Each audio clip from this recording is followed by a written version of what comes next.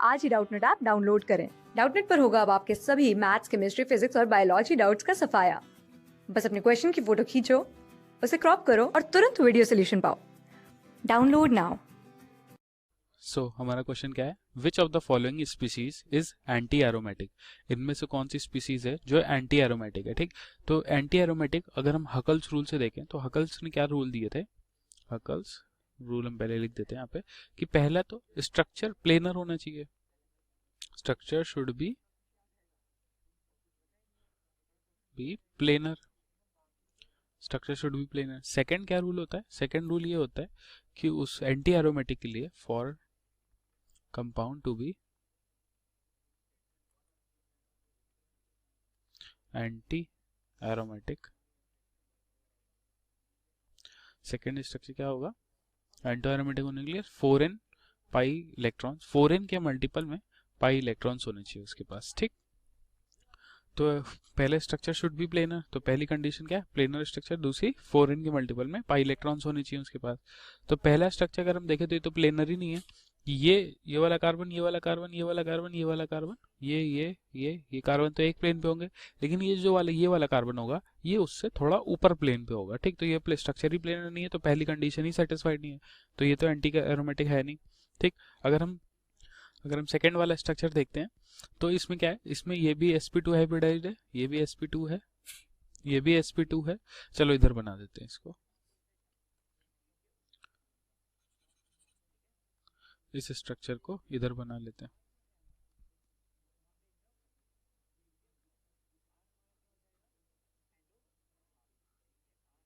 यहाँ पे negative charge है, इसके बाद लोन पेयर है। ठीक, यहाँ पे डबल बॉन्ड, यहाँ डबल बॉन्ड, यहाँ पे डबल बॉन्ड। ठीक, तो इस कंपाउंड में देखो ये sp2 हाइब्रिडाइज्ड है, ये भी कार्बन, ये भी sp2 है, ये भी sp2 है, ये भी sp2 है, ये भी sp2 है, ये भी sp2 है, ये sp3 है। तो इसका स्ट्रक्चर कैसा होना चाहिए था, टेट्राहेड्रल। बट इसके पास जो ये H लगा हुआ था एक, इसको हमने रिमूव कर दिया तो इस पे माइनस चार्ज आ गया है, तभी H के रिमूव होने के बाद इस पे माइनस चार्ज आया है। ठीक, तो यहाँ पे कोई भी H है नहीं। टेट्राहेड्रल की ज्योमेट्री कैसी होती है, टेट्राहेड्रल में तीन जो एटम्स होते हैं वो एक प्लेन पे होते हैं, और जो चौथा एटम होता है वो उससे थोड़ा ऊपर वाले प्लेन पे होता है। तो जो चौथा एटम था H, जो ऊपर वाले प्लेन पे थोड़ा सा है, उसको तो हमने रिमूव ही कर दिया, तो ऊपर वाले प्लेन में तो कुछ नहीं रह गया, बस इलेक्ट्रॉन क्लाउड रह गए। तो इसके जो तीन एटम है वो तो एक ही प्लेन पे है, तो ये भी प्लेनर बोल दिया जाता है। ये एक ही प्लेन पे है तो वो एक ही प्लेन पे मतलब प्लेनर है ये, क्योंकि चौथा तो एटम है ही नहीं। H प्लस को हमने H को H प्लस के रूप में निकाल दिया था, तभी तो यहाँ पे नेगेटिव चार्ज आ गया। ठीक, तो ये इसलिए ये तो स्ट्रक्चर प्लेनर है, प्लस ये जो इसका माइनस चार्ज ये अंदर रेजोनेंस भी कर रहा है, और जब ये इसमें रेजोनेंस करेगा तो अंदर दो इलेक्ट्रॉन जाएंगे रिंग में। तो रिंग में टोटल कितने इलेक्ट्रॉन हो जाएंगे, दो इस माइनस चार्ज के, दो दो दो इसके, दो इसके, दो इसके, तो इसके 6 हो गए, और माइनस चार्ज के दो, तो टोटल 8 इलेक्ट्रॉन्स हो गए। अब जो 8 इलेक्ट्रॉन है वो 4n के मल्टीपल में n इक्वल टू 2 आता है। अब इसमें n कंडीशन क्या होती थी, n या तो 0 हो या तो फिर 0 नहीं, सॉरी 0 नहीं होगा, हो सकता है 0, n इक्वल टू 0 या तो फिर और होल नंबर हो या तो फिर 0 हो n की वैल्यू। तो यहाँ पे 2 आ रही है तो n की वैल्यू एक होल नंबर आ रही है, तो ये एक एंटी एरोमेटिक कंपाउंड है। तो सेकंड पार्ट तो हमारा आंसर है।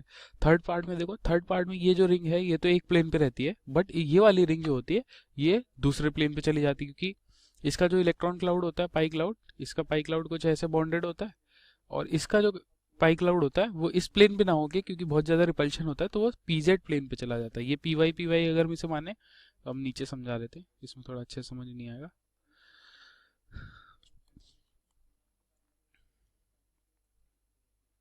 थर्ड वाला स्ट्रक्चर पहले बना लेते हैं।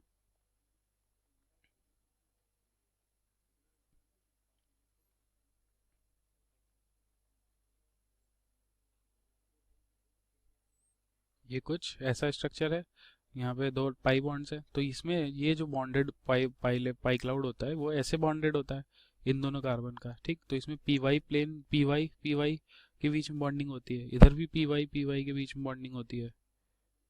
ठीक, तो पाई बॉन्ड ये पी वाई के बीच में होता है, और इधर वाला जो पाई बॉन्ड होता है ये अगर पी वाई के बीच में होगा तो यहाँ पे बहुत ज़्यादा रिपल्शन क्रिएट होगा, ऐसे इसके इसके इलेक्ट्रॉन क्लाउड में। तो ये क्या करता है, ये अपने आप को पीजेड प्लेन में शिफ्ट कर लेता है। तो ये इसकी बॉन्डिंग जो होती है वो पीजेड प्लेन में होती है इसके साथ में, ये पीजेड पीजेड इलेक्ट्रॉन क्लाउड है। तो इसका प्लेन जो होता है, इसका पीवाई प्लेन में होता है ये स्ट्रक्चर पीजेड प्लेन में होता है, ठीक। तो पीजेड प्लेन में इसका स्ट्रक्चर ही चेंज हो जाता है, तो ये दोनों एक प्लेन पे तो रहते नहीं है, लेकिन कंडीशन क्या होती है हमारी, structure should be planar. Fourth वाले में होता है, फोर्थ वाले में ये जो 1 2 2 4 5 6 7 8 और 2 10 10 इलेक्ट्रॉन्स है इसमें, पूरा ये रिंग में रेजोनेंस में जा रहा है। अब ये रेजोनेंस में जा रहा है तो इसमें 4 तो पाई बॉन्ड्स है, 1 2 3 4, तो 8 इलेक्ट्रॉन तो ये हो गया, और 2 इस नेगेटिव चार्ज के हो गए, तो टोटल 10 इलेक्ट्रॉन्स हो जाए।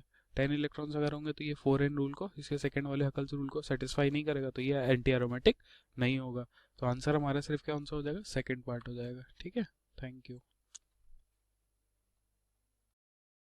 क्लास 6 से 12 से लेके नीट, IIT, जेईई मेंस और एडवांस के लेवल तक 10 मिलियन से ज्यादा स्टूडेंट्स का भरोसा। आज ही डाउनलोड करें डाउटनेट ऐप या व्हाट्सएप कीजिए अपने डाउट्स 8400 400 400 पर।